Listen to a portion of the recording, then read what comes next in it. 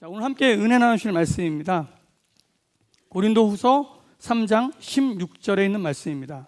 제가 가진 성경책으로 289페이지에 있습니다. 고린도후서 3장 16절입니다.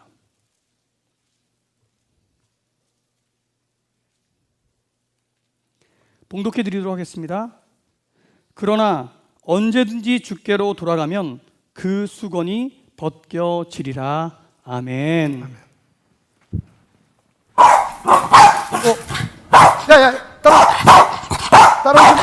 따라오지 마. 가만. 프레드. 조용히. 오케이. 조용히. 야, 아빠란다. 전 내가 걔 아빠입니다. 뭐냐? 설교해야 되니까 조용해. 여러분, 제가 설교하는 자리까지 쫓아온 저 개의 이름은 프레드입니다. 프레드는 지금 사실 목에 목줄이 묶여 있어서 저를 해하지 못할 겁니다. 여러분도 안전합니다. 그런데 문제는 프레드가 사람을 물고자 하는 마음은 여전히 그 안에 남아있다는 것을 기억하셔야만 됩니다. 사실 프레드에게는 좋지 않은 버릇이 있었어요. 그게 뭐냐면 사람을 보기만 하면 다리를 뭅니다. 그래서 제가 이 프레드를 그냥 내버려두면 안 될 것 같아서 목줄을 매서 붙들어 매놨습니다. 그 후부터는 프레드는 사람을 물지 않습니다. 그러나 여전히 프레드의 마음속에는 사람을 물고 싶은 욕망이 남아있어서 저렇게 짖고 무섭게 달려듭니다. 프레드라고 불리는 저 개의 이야기는 바로 저와 여러분들의 이야기일지도 모릅니다.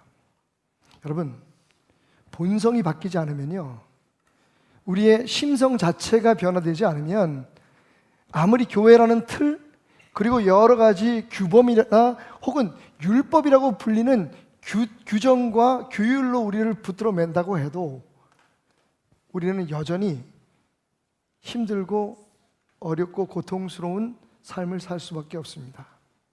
어쩌면 오늘의 우리의 신앙생활이 그렇지 않을까라는 생각을 가져봅니다. 여러분, 그렇다면 정말 우리가 예수님을 믿고 있고, 아니 더 나아가서 예수님이 우리를 믿어주신다는 증거는 뭘까요? 우리가 그리스도의 사람이 되었다는 증거는 뭘까요? 오늘 우리가 함께 읽었던 말씀 속에 바로 그 다음 절에 사실은 답이 있습니다. 자, 또 다른 3장 16절들이라는 시리즈 가운데 오늘 네 번째 시간인데요, 먼저 고린도후서 3장 17절을 봅니다. 성경은 우리에게 이렇게 말하고 있죠. 주는 영이시니 그의 영이 계신 곳에는 자유가 있느니라. 아멘. 여러분, 자유하십니까? 그러니까 여러분, 교회 오늘 오고 싶어서 왔고 뭐 누가 방해하는 사람도 없고, 그죠? 여러분, 오늘 근데 이 자유는 그런 프리덤을 말하는 게 아닙니다. 내가 하고 싶은 대로 하고 아무런 방해도 받지 않고 내가 의도한 대로 무엇인가를 시도할 수 있는 그런 그 상황을 얘기하는 게 아니라, 여러분, 영어에 또 다른 자유라는 단어가 있는데 리버티입니다. 여러분, 리버티하고 프리덤은 사실은 이렇게 혼용되기도 하지만 큰 차이가 있어요. 아까 말씀드렸던 프리덤, I am free 라고 하는 말은 난 내가 하고 싶은 대로 할 수 있어. 나는 내가 하고 싶은 대로 살아. I am free. 나는 자유로워 라고 얘기할 수 있는 것은 프리덤이지만, 리버티는 뭡니까? 리버티는 무엇인가 속박을 받고 무엇인가 묶였던 가운데서 풀리는 것을 말합니다. 성경은요, 그리스도는 영이시니까 그 영이 계신 곳에 자유가 있다라고 얘기합니다. 그리스도가 계신 곳에 리버티, 속박에서 풀려나고 묶임에서 놓여지는 그 자유함이 있다고 말합니다. 그러면 그리스도가 있는 곳이 어딜까요?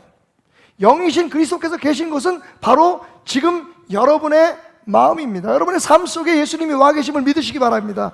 그러면 우리는 자유로워져야 되는 거예요. 죄에서 자유함을 받았죠? 악한 마귀 사탄의 올무에서 자유함을 받았죠? 그런데 그게 전부가 아닙니다. 우리가 모든 마음의 무거운 짐들과 죄책감, 그리고 나아가서 고집과 아집, 우리 스스로의 생각에서부터 자유를 받아야 합니다.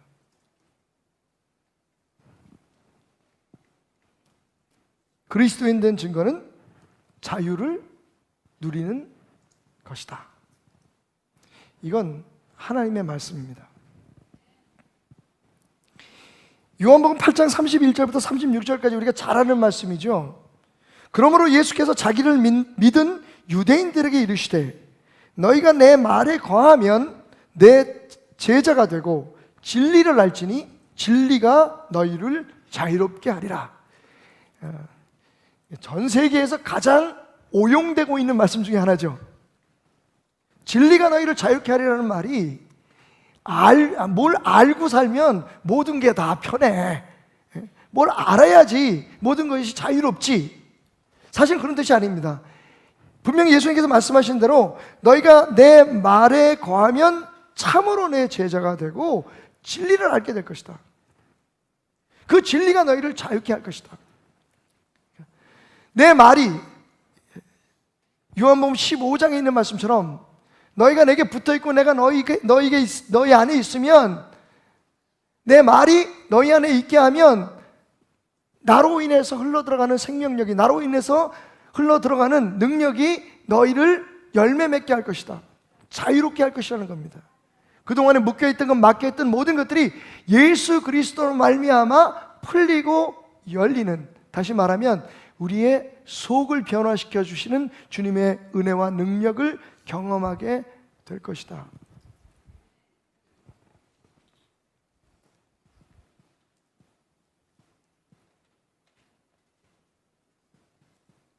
그렇다면 여러분, 그 자유를 누리기 위해서는 어떻게 해야 될까요? 사실 답은 나와 있어요. 이미 예수를 내 마음에 모시면 됩니다. 내가 자유로워지려고 하는 것은 기독교가 아닙니다, 여러분. 내가 내 힘으로 기독교인이 되려고 하는 건 기독교가 아닙니다. 굉장히 아이러니하게 들리시겠지만 그게 우리의 문제예요. 예를 들면 우리가 기독교인답게 사는 것을 우리 삶에 쭉 나열해 놓고 그대로 하면 나는 기독교인이다 라고 얘기하는 것은 기독교가 아니라는 겁니다. 다른 종교들은 그렇습니다. 규율과 규범이 있고 또 그 교리가 있고 거기에 맞춰서 내가 더 열심히 하면 더 많은 축복을, 더 열심히 하면 더 많은 신의 사랑을 받는다고 주장하는 것이 다른 종교라면, 제가 반복해서 지금 다른 말로 여러분에게 매주 설명을 하고 있습니다. 기독교는 뭐냐? 기독교는 예수가 그 안에 있는 겁니다. 그리고 예수가 우리를 변화시키는 겁니다. 내 노력과 내 수고가 아니라 예수가 시키는 대로 따라하면, 예수가 원하는 대로 순종하면 내가 변화되는데, 그것이 내 수고와 노력과 내가 한 행위가 아니라 내 안에 그렇게 하게 하신 그리스도의 역사로, 그리스도의 능력으로 변화받게 되는 것, 그게 기독교입니다. 그러니까 답은 그리스도를 내 안에 모시면 되겠죠. 그런데 문제는 뭡니까? 이미 그리스도는 우리 안에 와 계신다는 겁니다. 아니, 혹시 우리 안에 와 계신다는 것을 혹 의심한다면 우리 마음 문 앞에 와 있는 건 분명합니다. 왜? 지난주에 우리가 공부했던 요한계시록 3장 16절이 그걸 얘기를 하잖아요. 3장 20절, 내가 문 밖에 서서 두드린다. 우리 안에 들어와 계시든지 아니면 아직 들어온 상태 아닌, 사실은 지배한다는 의미, 주인이 된다는 의미지만 그렇지 않더라도 지금 주님이 우리 곁에 계신 건 맞아요. 그러니까 우리가 그리스도인이라고 우리 스스로를 자처하고 있지 않습니까? 자, 문제는 뭐냐? 그런데 그 그리스도가 우리의 삶을 지금 변화시키고 있느냐 하는 겁니다. 그 그리스도가 우리의 삶의 변화에 힘이 되느냐 하는 겁니다. 자, 다시 돌아가서 사도행전 3장 16절, 내 능력이나 내 경건의 힘이 이 사람을 낫게 한 것이 아니다. 베드로가 성전 미문에 앉았던 그 장애인을 일으키고 난 후에 한 말이에요. 그러면서 뭐라고 얘기합니까?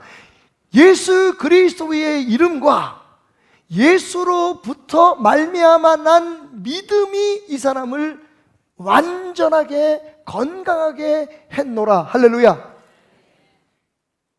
계속 반복되는 복음의 말씀은 내 힘과 내 노력이 아니라 나를 그렇게 하게 하시는 예수 그리스도의 능력만이 예수로부터 난 믿음만이 예수의 힘이 우리를 변화시킨다는 겁니다. 자, 여기서 우리가 큰 chasm, 진리와 우리의 삶의 간극을 느끼게 되는 거예요.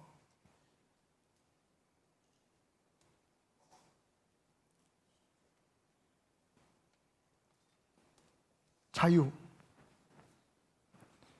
우리의 모든 죄와 우리의 모든 욕망과 우리의 모든 죄성에서 우리를 자유케 하는 그 사탄의 묶임에서 우리를 해방시키는 그 힘은 어디서 올까요? 3장 17절에서 그리스도는 영이시니 그리스도의 영이 있는 곳에는 자유가 있다 선포한 사도 바울은 그 답을 이렇게 오늘 본문인 3장 16절에서 말합니다. 좀 이해하기가 어려울 수 있어요. 뭐라고 말씀하시죠?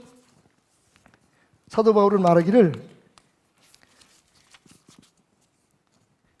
언제든지 주께로 돌아가면 그 수건이 벗겨지리라. 이게 또 무슨 뜻일까요?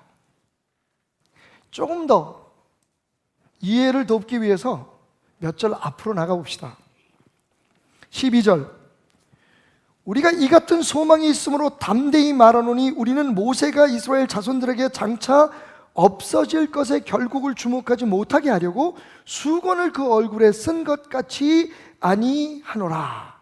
그러나 그들의 마음이 완고하여 오늘까지도 구약을 읽을 때 그 수건이 벗겨지지 아니하고 있으니 그 수건은 그리스도 안에서 없어질 것이라. 오늘까지 모세의 글을 읽을 때 수건이 그 마음을 덮었도다. 그러나 언제든지 주께로 돌아가면 그 수건이 벗겨지리라. 아멘. 그 수건이 모세와 관계된 수건이었군요. 자, 이 수건의 비밀을 알기 위해서 우리는 출애굽기 34장으로 가봅니다.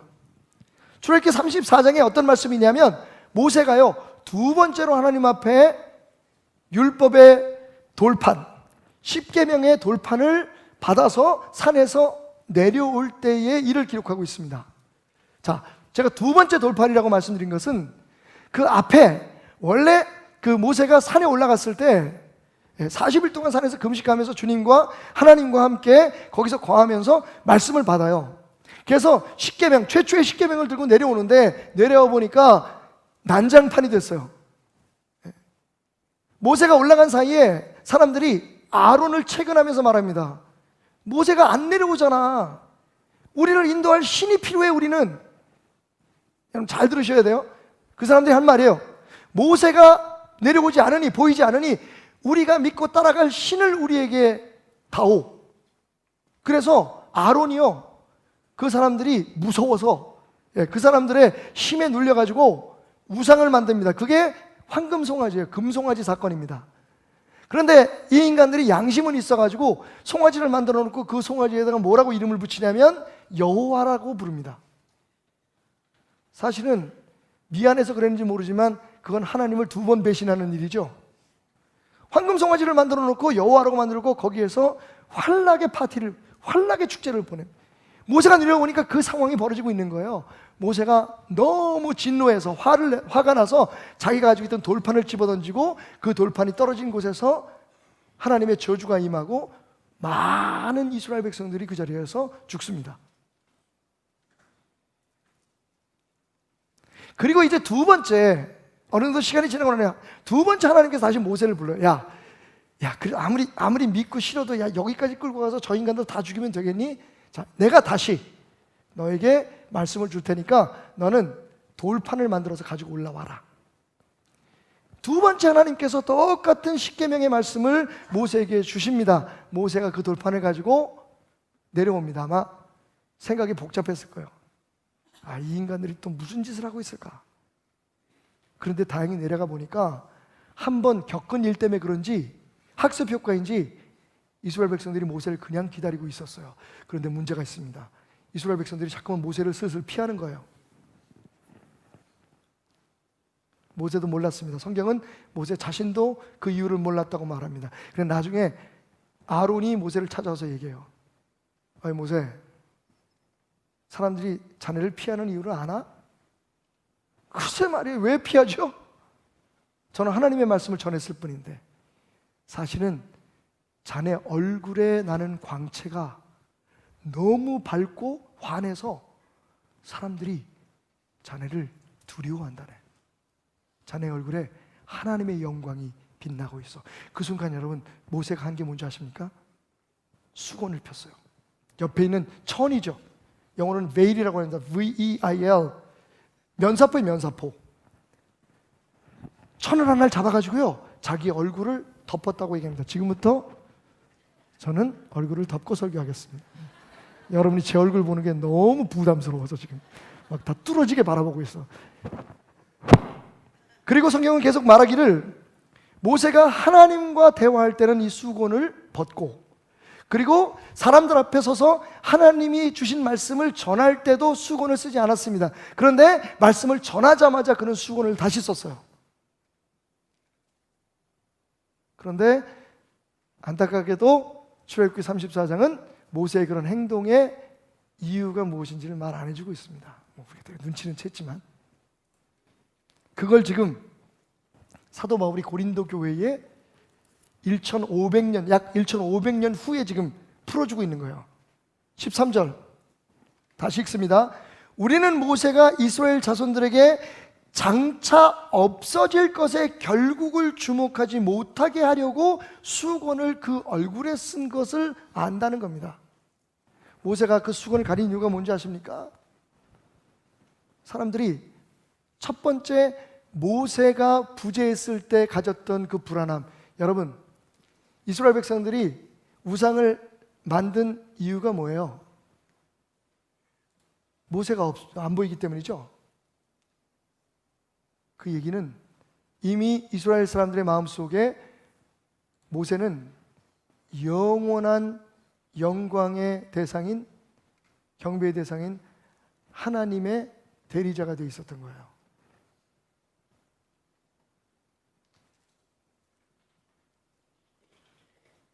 모세가 아차한 거예요. 이 사람들이 지금 나를 보고 하나님을 대하는 것처럼 대하는 거예요. 이 사람들이 나를 하나님으로 의지하는 거예요. 그래서 하나님과 함께 했기 때문에 자신의 얼굴에 빛나는 투영된 그 하나님의 영광이 언젠가는 사라질 거 아니에요. 사람들이 나를 주목하지 못하게 하기 위해서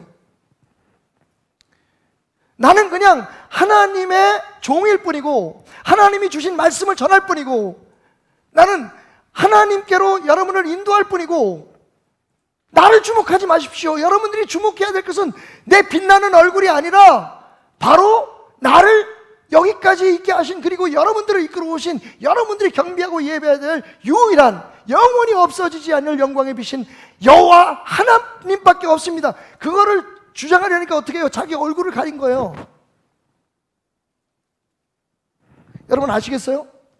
모세의 의도는 자기가 신처럼 대우받고, 사실 인간의 입장에서는 그거 기분 나쁘지 않거든요. 지금 많은 교회 지도자들이 그렇게 하고 있잖아요. 이건 하나님의 자리에서 물러서려고 하는 게 아니라 스스로 자기가 하나님이 되려고 해요. 권위적으로, 능력에 있어서, 명성에 있어서. 여러분, 우리의 문제가 그겁니다.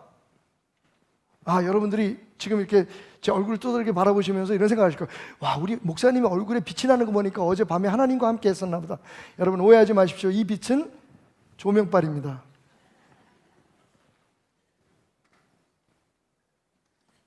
원래 이 수건의 의도는 없어질 세상에 그 무엇도 주목하지 말고 하나님만 바라보는 거였어요. 하나님만 바라보라는 거였어요. 오늘 아침에도 우리가 말씀을 나누면서 우리 저를 포함해서 6분 교육자에게 5분 목사님과 우리 황전사에게 그런 얘기를 했어요. 그리고 함께하는 우리 사역자들에게 그런 얘기를 했습니다. 우리도 수건 하나씩 준비하자.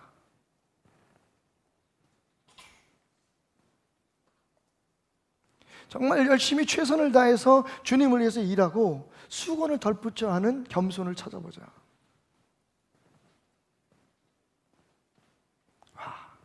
여러분, 사도행전에서 사도 바울이 자기를 헤르메스라고 하는 신으로 추앙하려고 하는 사람들에게 옷을 찢으면서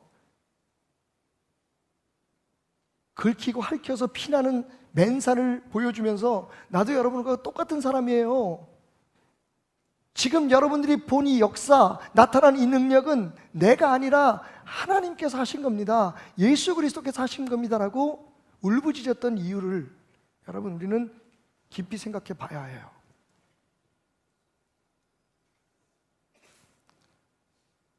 사도 베드로가 성전 미문에 안진뱅이를 일으키고 난 후에 사람들이 그를 막 칭찬하고 그를 높이고 그에게 무언가를 기대하고 몰려들었을 때 내가 아닙니다. 여러분 왜 나를 주목하십니까? 나는 여러분과 똑같은 인간일 뿐입니다. 예수 그리스도의 능력이 사라져버리면, 내 안에 역사하시는 하나님이 사라져버리면, 성령님이 아니면 나도 여러분하고 똑같은 인간입니다. 나를 주목하지 마십시오. 이 사람을 건강하게 하고 이 사람을 살린 것은, 이 사람의 인생을 바꾸는 것은 내가 아니라, 내 경건이 아니라, 내가 열심히 기도하고 내가 열심히 봉사해서 된 것이 아니라 예수 그리스도의 이름이, 예수 그리스도로 말미암아 난 믿음이 이 사람을 완전하게 고쳤음을 여러분 기억하십시오. 왜 베드로가 그랬는지를 여러분 우리가 알아야 합니다. 오늘 우리의 문제가 뭐예요? 우리가 하나님의 영광을 가로채려고 하는 겁니다. 사람들은 하나님을 대신할 눈에 보이는 그 어떤 사람, 어떤 조직, 어떤 힘을 지금 기대하고 있다는 게 문제입니다. 자, 그런데 그보다 더 큰 문제가 있어요. 그렇게 모세는 하나님의 영광을 자기가 가로챌까봐 얼굴을 가렸습니다. 날 보지 말고 하나님을 보라고. 내 얼굴에서 빛나는 건 잠시뿐이라고. 하나님이 역사하시는 증거일 뿐이지 이것이 하나님의 본질은 아니라고, 본체는 아니라고. 얼굴을 가렸어요.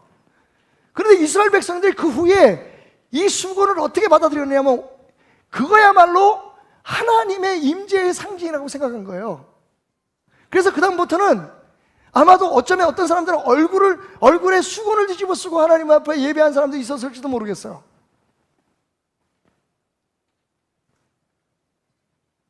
저 수건이야말로 하나님이 우리와 함께 한다는 증거다. 그러니까 우리도 그 수건으로 우리 얼굴을 가려보자. 여러분, 전혀 엉뚱한 식으로 받아들이는 거예요.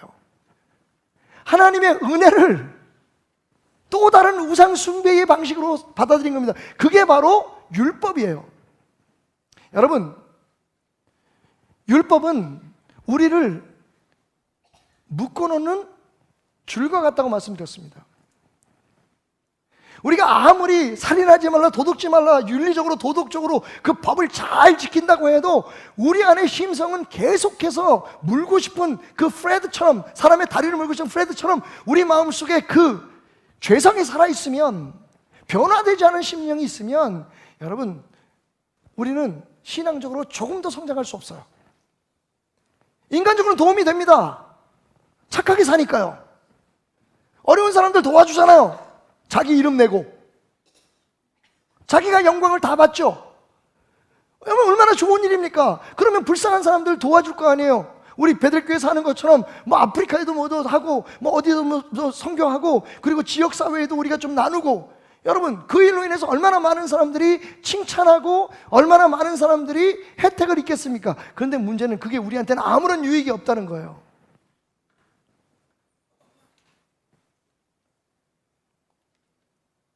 유대인들은 율법이라는 수건을 자기의 얼굴을 가리고 하나님을 안 본 거예요. 율법을 본 거예요. 그런데 안타깝게도 오늘 우리들의 기독교가 비슷해져 가고 있어요. 똑같다 그러면 우리 어머님이 그러시는데, 너도 아버지처럼 밟힌다. 박 목사 수위 조절해라. 그래서 지금 설명한 부분은 나중에 인터넷에 나갈 때 지워주시고 이 부분만 살립니다. 비슷해져 가고 있는 거예요. 주여, 여러분은 아십니다. 우리 안에 주님이 계시기 때문에 우리에게 알게 하세요. 단지 우리가 그렇게 변화되기가 힘든 것뿐이죠. 그러잖아요. 목사들은 이래야 되고 교회는 이래야 되고 예수 믿는 사람들은 이래야 되고. 근데 정작 여러분은 어떠십니까?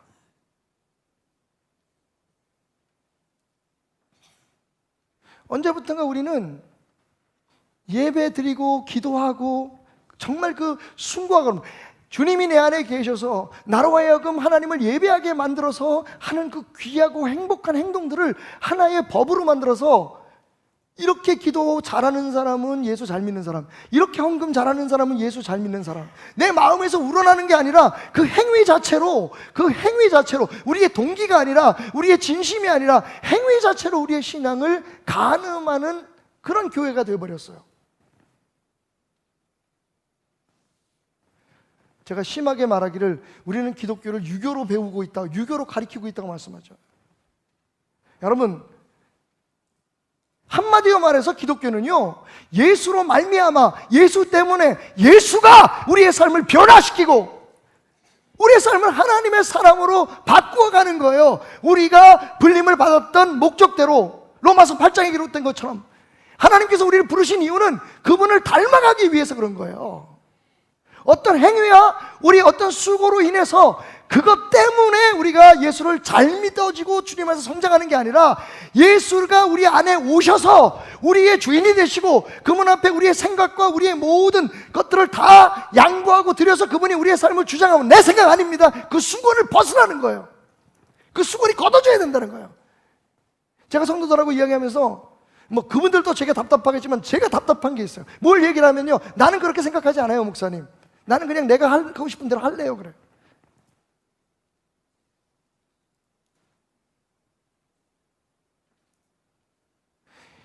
여러분, 어떤 사안이 중요한 게 아니라 정말 하나님의 말씀이 뭐라고 얘기하는지를 먼저 생각을 해야 되는데 나는 그렇게 살래요, 뭐.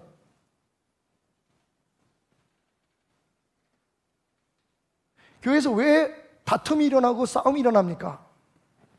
내 생각이 있기 때문에 그러거든요. 여러분, 그걸 무시하라는 거 아니에요. 그걸 없애버리라는 게 아닙니다. 여러분, 맞습니다, 여러분. 예수님도 우리를 바라볼 때 정말 안타깝고 정말 한심했을 거예요. 그런데 예수님께서 우리를 때려 죽이셨습니까? 잘못됐다고 옥에 가두셨습니까?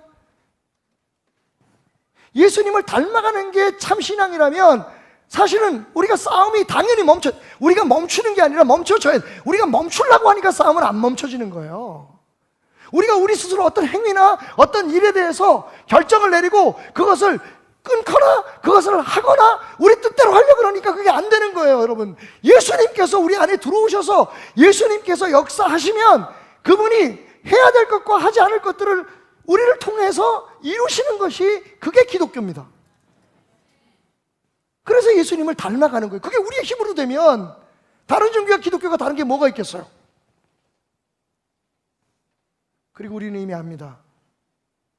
그건 아니라는 걸. 여러분은 모르겠는데 저는 압니다. 저 진짜 많이 노력해 봤는데 노력하는 거 가지고 안 돼요. 안 됩니다. 그게 오늘 말씀이에요. 어떻게 하면요? 예수께로 돌아오면, 할렐루야!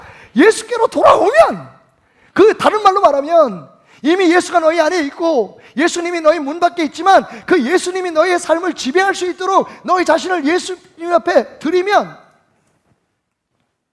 turn yourself in His control, His authority, 그분의 권위와 그분의 제어하심 속에 너희 자신을 맡기면, 그러면 어떻게 해야 돼요? 수건을 벗으라는 거예요. 내 고집, 내 아집, 그동안에 우리를 묻고 있었던 죄성들, 이런 것들을 버리고 예수의 말씀이, 예수의 능력이, 예수가 우리 안에서 살아날 수 있도록 그분에게 기회를 드리라는 거예요. 그것이 바로 요한복음 15장의 말씀이에요. 내 안에 붙어 있어라, 내 안에 거하라, 그러면 나도 너희 안에 있으리니 너희가 열매를 맺으리라. 여러분, 너무 단순하고 너무 분명한데 문제는 뭡니까? 우리가 예수님이 우리의 삶을 지배할 수 있도록, 그것이 가장 중요하고 그것이 사실은 전부라는 것을, 성령님이 우리를 지배하고 변화시키는 것이 그게 기독교의 진리고 그게 기독교의 진짜 능력이라는 걸 모르고 자꾸만 우리 힘으로 뭘 만들어 가려고 해요. 자꾸만. 우리의 힘으로 교회 빚을 갚으려고 하고, 우리의 힘으로 교회를 멋지게 지려고 하고, 우리의 힘으로 우리 베델교회가 세상에서 제일 좋은 교회다, 우리 목사님이 최고다, 이런 걸 막 알리려고 노력하는 것들이 사실은 모세가 그 얼굴을 가리려 했던 수건과 같은 거예요. 우리는 가려야 돼요.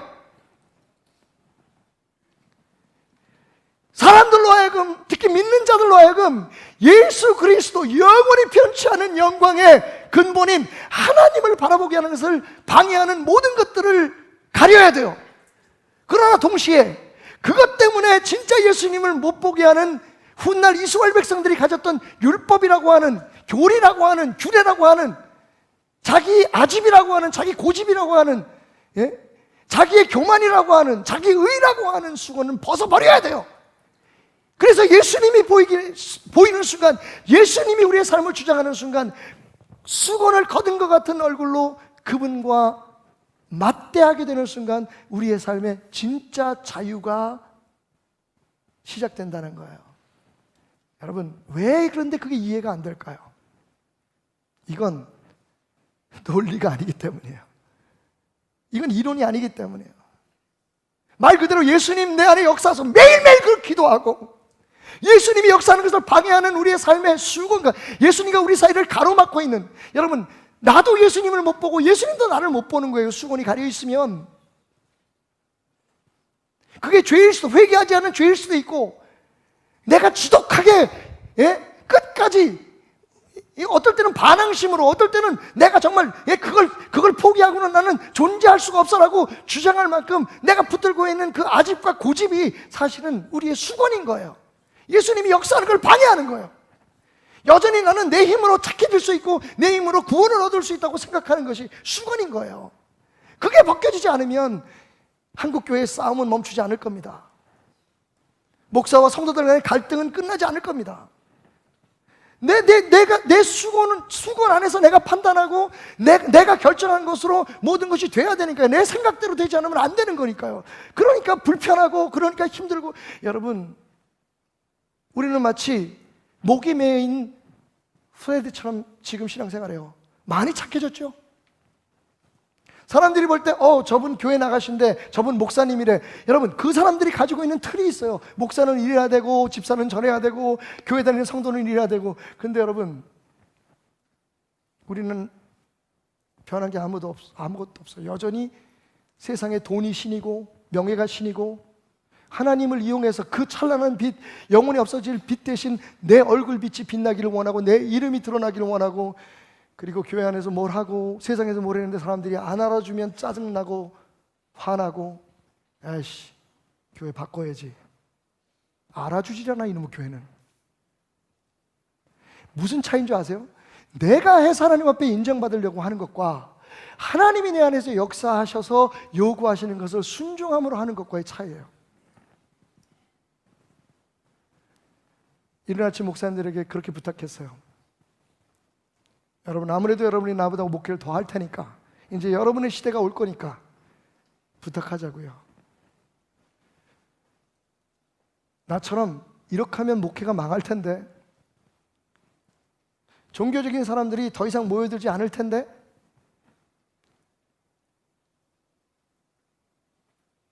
그 두려움이 있을지라도 복음을 전하는 목사들이 되주십시오. 정말 제 마음에서 난 부탁이었어요. 여러분, 이건 뭐 갈 때까지 갔으니까 방송에 나와도 어쩔 수 없겠네요. 예수 없는 예수 교회가 얼마나 많은 줄 아십니까? 예수님이 주인이 아닌 스스로 그리스도인이라고 주장하는, 그것도 나처럼 믿으라고, 교회는 이런 거 아니야? 신앙은 이런 거 아니야? 라고 주장하는, 스스로도 가짜인 걸 모르는 가짜 그리스도인이 얼마나 많은 줄 아십니까?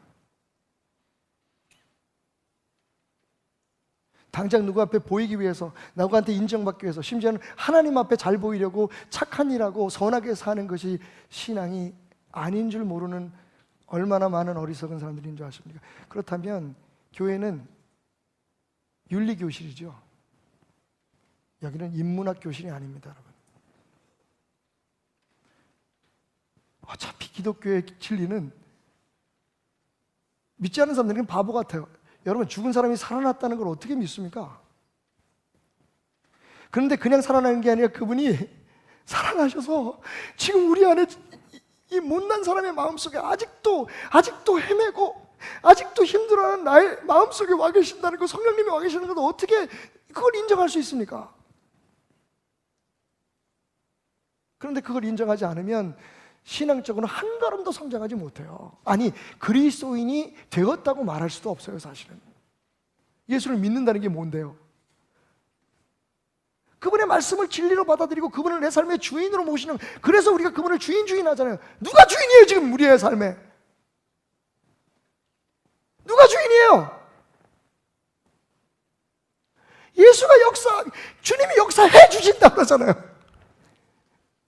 나의 부족한 믿음에도 불구하고 내가 너를 내 아들로, 내 종으로, 내 사람으로 인정하고 여기고 내가 역사할게. 너는 그냥 좀 비켜. 너는 좀 네 얼굴에서 그 수건을, 너의 그 종교적인 편견과 너의 개인적인 아집과 고집을 좀 벗어버려. 그러면 내가 일할게. 내가 일할 수 있는 룸을, 내가 일할 수 있는 공간을 내게 내어줄 수 없겠느냐고 주님 말씀하시는. 뭐가 답답해서 예수님께서 문 앞에 서서 두드리십니까? 그냥 문 앞에 계시고 우리가 뭐 갖다 드리면 될 텐데 왜 들어오셔가지고, 그때 들어오셨으면 말이지. 예수님이 들어오시면 우리가 기다려, 성령님의 막 역사가 일어나면 막 병도 고치고 막 기적도 나타나고 이래야 되는데 예수님이 기껏 오십시오 그러고 맞아드렸더니 예수님이 뭐 하세요? 우리하고 먹고 마신대요. 그냥 일상생활 하시는 거예요. 저는 The beauty of God's truth, God's word가 바로 거기 있다고 생각해요. 그러니까 성령이 내 마음에 임하고 예수가 임하면 뭐 특별한 사람이 되는 게 아니에요. 예수의 사람이 되는 거예요. 그러니까 무슨 목사님들이나 어떤 능력 행하는 사람들이나, 여러분 수건 한 장씩 준비해서 제 얼굴을 덮어주십시오. 저도 인간이라서 가끔은 좀 거시기 해요. 그게 두려워요.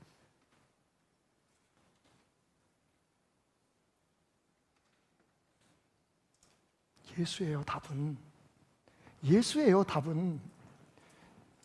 우리 지혜나 우리 방법이나 우리 교회의 계획이나 예산이 아니에요. 답은 예수예요.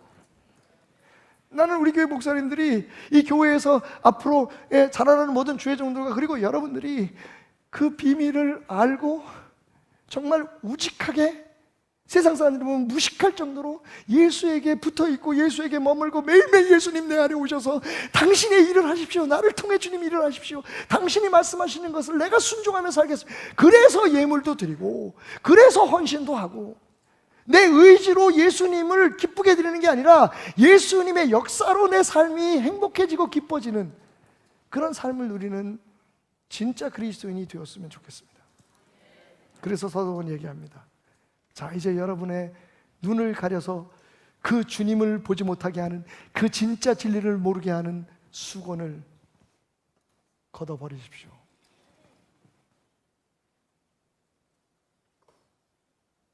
근데 여러분, 이 말씀의 진짜 감동적인 부분은 어디 있는지 아세요? 저는 이 한 2주 정도 이 말씀을 준비했는데 진짜 허걱 숨이 막히는 것 같은 감동을 느꼈어요. 18절 말씀 결론입니다. 우리가 다 수건을 벗은 얼굴로 거울을 보는 것 같이 주의 영광을 보매 그와 같은 형상으로 변하여 영광에서 영광에 이르리니 곧 주의 영으로 말미암음이라. 아마 이 말씀은요, 여러분 이제 밝혀지는 거예요. 사도 바울이 이렇게 거울을 보듯이 주님을 보겠다는 말씀이 왜 나왔나? 저는요 모세의 사건과 무관하지 않다고 생각해요. 34장에 보면, 출애굽기 34장에 보면 모세가 얼굴에서 광채가 났는데 모세 자신은 몰랐다 그래요. 그럼 누가 알았습니까? 모세 얼굴을 보는 사람들이 알았어요. 그때는 거울이 없었던 것 같아요, 아마. 자, 거울을 보면 내가 보지 못하는 나의 얼굴을 보잖아요, 여러분. 그죠? 근데 생각해 보세요. 상상해 보세요. 어느 날 아침에 일어나가지고 거울을 딱 봤는데 아직 눈곱도 남아있고 머리도 아직 정리도 안 된 그런 상태에서 맨날처럼 아직 잠도 아직 그 얘기를 하니까 또 마음이 아프네. 저는 세상에 돌아가는 건 물론 제가 관심을 갖고 있지만 잘 몰라요. 돈도 잘 모르고 우리나라 경제가 어떤지 솔직히 저는 뭐 밖에 나가서 돈 벌고 일하는 사람 뭐 52시간이 되고 뭐 무슨 최저임금이 어떻게 되고 저는 직접적인 연관을 받지 않은 사람이라서 사실 좀 죄송하지만 그게 몸으로 안 와닿는데 제가 딱 몸으로 와닿는 경제에 대한 그 상황이 있어요. 그게 뭔지 아십니까? 교회 헌금을 잘하던 사람이 헌금을 안 내기 시작하면 나라가 어려운 거예요. 안 하는 게 아니라 뭐 안 하는 건 뭐 어쩔 수 없죠. 그건 뭐. 근데 11조 잘하시는 분들이 또 뭐 성교헌금 잘하시는 분들이 어느 날부터 11조를 못 해요. 여러분, 못 하는 건 죄 아닙니다. 오히려 그건 제 기도 제목입니다. 요즘 보면 좀 그래요. 하시던 분들이 줄이거나 안 하시는 분들이 생겼어요. 제가 누군지 조사는 안 하지만 재무부에서 이제 통틀어서 저한테 보고를 하잖아요. 마음이 아파요. 제가 여러분들을 위해서 뭘 해드릴 수 있을까? 여러분 힘내세요. 주님 다 알고 계시고요. 주님 여러분 편이에요. 여러분이 정말 힘들고 어려워서 11조를 못 내고 헌금을 줄였다면 주님 그것 때문에 여러분을 덜 사랑하시거나 또 더 많이 낸다고 그렇게 어려운데도 죽으라고 냈다 그래서 더 사랑하시거나 여러분 우리의 주님의 사랑은 변하지 않습니다. 저는 그 확신이 있어요. 단지 그 주님의 사랑 앞에 반응하는 우리의 태도가 매일 달라질 뿐이지. 여러분 힘내세요. 저도 힘낼게요. 좀 버틸 수 있어요. 좀 힘들긴 한데 버티면 되죠. 왜냐하면 그렇지 않으면 제가 여기까지 얘기한 게 다 거짓말이에요. 주님이 하실 거예요. 그러니까 우리가 바른 일을 하면 정말 하나님이 기뻐하시는 일, 하나님 말씀에 순종하면서 하면 목회가요 잘 될 거예요. 저는 그렇게 믿어요. 뭐 세상 사람들이 얘기하는 것처럼 나는 교생은 사람이 막 불안. 오늘 많이 오셨네요. 감사합니다.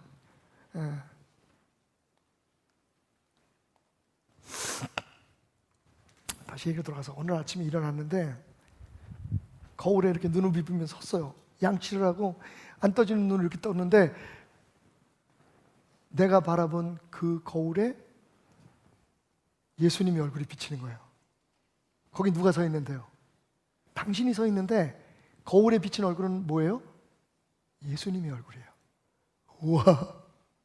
여러분 상상이 가세요? 제가 그래서 이 말씀을 허걱하고 주저앉았다니까. 보세요. 우리가 다 수건을 벗은 얼굴로 수건을 벗으면 우리 안에 계신 예수님이 보이기 시작한다는 거예요. 희미할 수 있어요. 아직은 히브리서 고백처럼, 히브리 저자의 고백처럼 아직은 우리가 거울을 보는 것처럼 희미하게 보일지라도 어느 날 얼굴과 얼굴을 맞대고 버리니 여러분 우리가 주님을 보기 전까지 우리가 주님을 닮아가는 놀라운 역사가 일어나는 거예요. 근데 어떻게 해야 그게 보여요? 수건을 걷어내야 돼요. 내가 오라, 나만 오라, 내가 뜻하는 대로 나 맞는 사람들만 이곳에 모여 이런 생각들과 예수는 이렇게 믿는 거야, 이렇게 해야 복받아, 이렇게 해야 이게 진짜 그리스도인이야, 장로 자격은 이래, 권사 자격은 이래, 목사는 이런 사람이 돼야 돼 라고 하는 우리가 만들어 놓은 그 수건의 틀이 벗겨지는 순간 우리가 거기서 자유로워지는 순간 우리가 예수님을 닮아가는 것을 우리가 보게 된다는 거예요. 여러분 지금 여러분들 안에 예수가 있다면, 예수가 역사한다면 여러분 작지만 미미하지만 여러분 지금 예수님을 닮아가고 있다는 것을 믿으시기 바랍니다. 그게 예수님께서 우리에게 오신 목적이에요. 그게 여러분 로마서에서 사도 바울이 말한 우리가 불림을 받은, 우리가 그리스도인이 되는 이유예요. 하나님이 미리 아신 자들을 또한 그 아들의 형상을 본받게 하기 위하여 미리 정하셨으니 여러분 잘 먹고 잘 살고 부자 되라고 부르신 게 아니라 그것도 중요하지만 예수님의 형상을 닮아가라고 여러분이 불림을 받은 거예요. 그게 기독교예요. 그런데 그걸 왜 못 보느냐? 지금 수건이 덮여 있기 때문에 그런 거예요. 교파, 교단, 내 고집, 내 규율, 내 율법, 그렇게 하면 내가 좋은 그리스도인이 되었다라고 생각하는 우리들의 이 망할 착각들이, 그것이 우리의 목을 메고 있지만 우리 속은 아직 썩어 있잖아요. 미워하고 증오하고 거기서 자유롭지 못하잖아요. 지금 게으르고 한번 맛 좀 봐라, 나 없이 되나 봐라, 아직 남아있잖아요. 그게 제 안에. 예수에게 모든 청권을 드릴 때 예수에게 우리의 삶을 드릴 때 예수가 그것을 바꾸고 나가니까 어느 날 딱 거울을 보니까 우와, 거기 내 얼굴이 아니라 희미하지만 예수님의 얼굴이 보이는 거예요. 내가 예수님을 닮았다는 걸 어느 날 알게 되는 거예요. 그리고 그것이 매일매일 더 닮아가게 되는 거예요.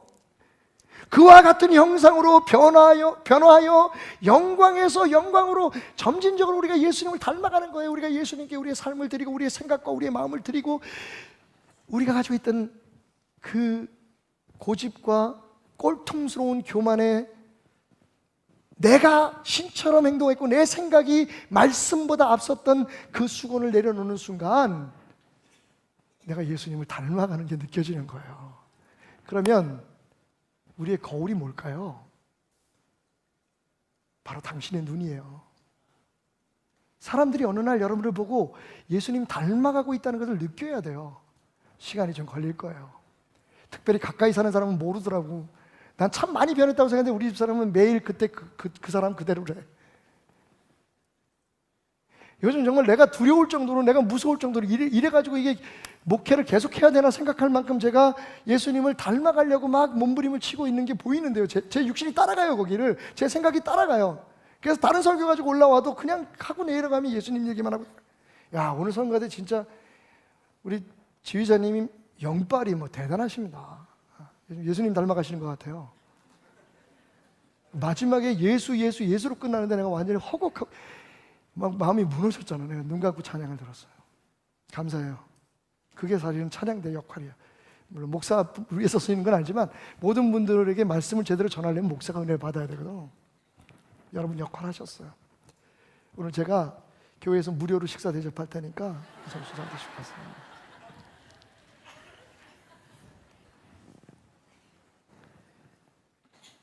사람들이 보는 사람들이요, 내가 아닌 타인이 그게 내 거울인 거예요. 거울을 보는 것처럼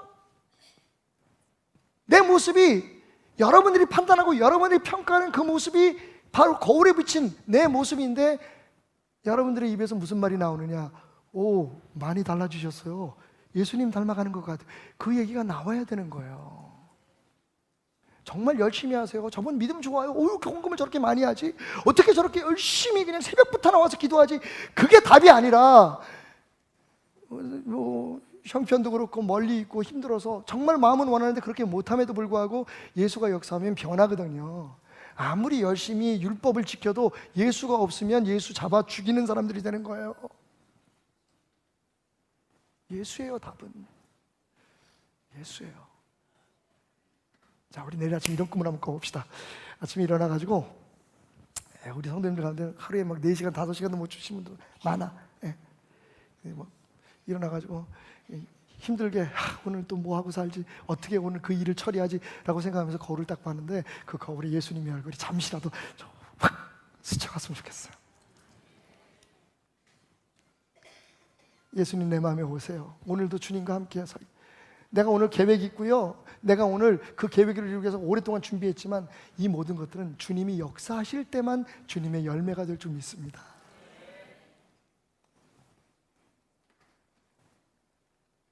우리의 믿음은 주님이 우리 안에 주시는 역사, 감동에 순종하는 거죠. 우리가 뭘 해서 하나님을 감동시키는 게 아니에요. 여러분, 아무리 뭘 해도 하나님 감동시킬 수 없어요. 행위로는. 그걸 깨달아야 돼요. 자, 오늘 주님께서 여러분의 얼굴을 덮고 있는, 여러분의 마음을 덮고 있는 그 수건을 벗겨주시는 축복이 있길 바랍니다.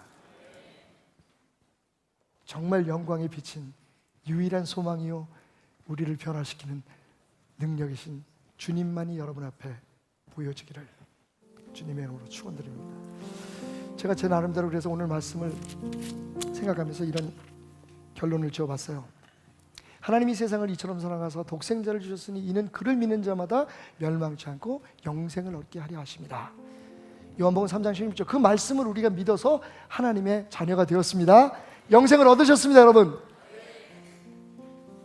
우리를 위해서, 우리를 구원하기 위해서 생명을 바치신 그 사랑을 우리가 배웠으니 우리가 예수를 살아내므로 정말 하기 싫은, 죽어도 하기 싫은, 죽을 만큼 힘든 일들도 해내는 것이 예수를 살아내는 방법이라고 요한일서 3장 16절은 우리에게 말하고 있어요.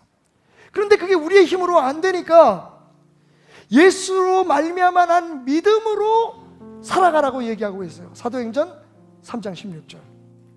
근데 그러기 위해서 어떻게 해요? 우리의 마음의 문을 열고 예수님 우리의 삶의 주인으로 모시라는 거예요. 요한계시록 3장 16절. 그러면 예수께 그렇게 돌아가면 우리 눈의 수건이, 우리 마음의 수건이 벗겨지고 진정한 영광 앞에 서는 자유가 있을 것이며, 우리는 매일매일 우리는 모르지만 다른 사람들의 눈에, 세상 앞에, 무엇보다도 우리를 지켜보시는 주님 앞에 너는 점점 나를 닮아가고 있구나. 오, 당신은 정말 예수를 닮아가고 있어요. 당신은 예수 믿는 사람이 맞아요 라고 인정받을 수 있는 사람으로 살아가게 될 것입니다. 지난 4주 동안 여러분과 함께 나눴던 말씀을 그렇게 정리해 보았습니다.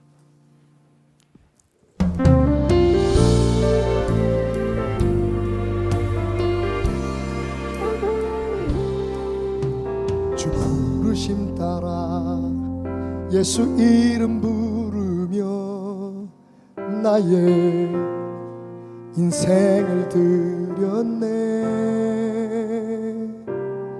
사람들 이해 못하고 결과 어떠하든지 주만 따라가기 원했네. 이제와 돌이켜보니 그저 부끄러울 뿐 모두 다 주의 은혜라.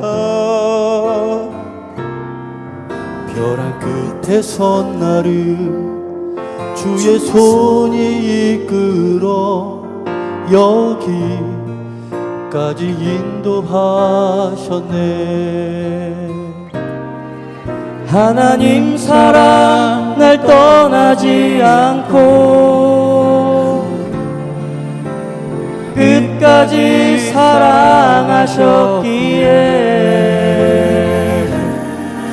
오직 예수와 십자가만 바라보면서 나의 생명도 아낌없이 드리기 원했네.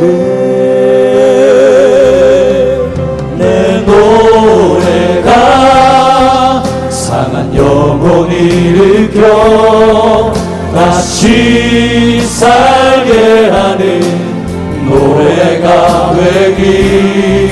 집에 올 때 착한 일꾼이라 칭찬받기 나 원하네.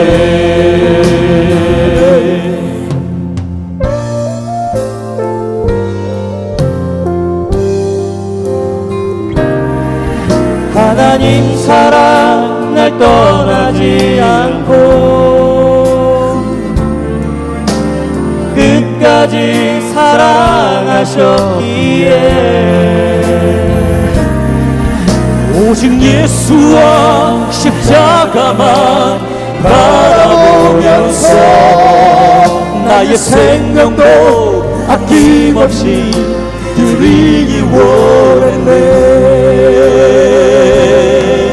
내 노래가 상한 영혼을 일으켜 다시 살게 하는 노래가 되리. 집에 올 때 착한 일뿐이라 칭찬받기 나 원하네. 눈물로 복음의 씨 뿌려 기쁨에 담궈두리. 하늘의 미랄처럼 주고 다시 살리래.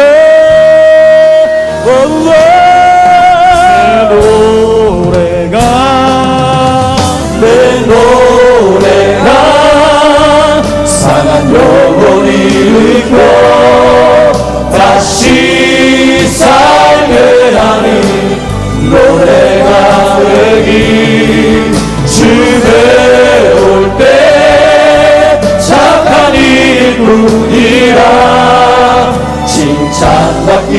나원하네 칭찬받기 나원하네 칭찬받기 나원하네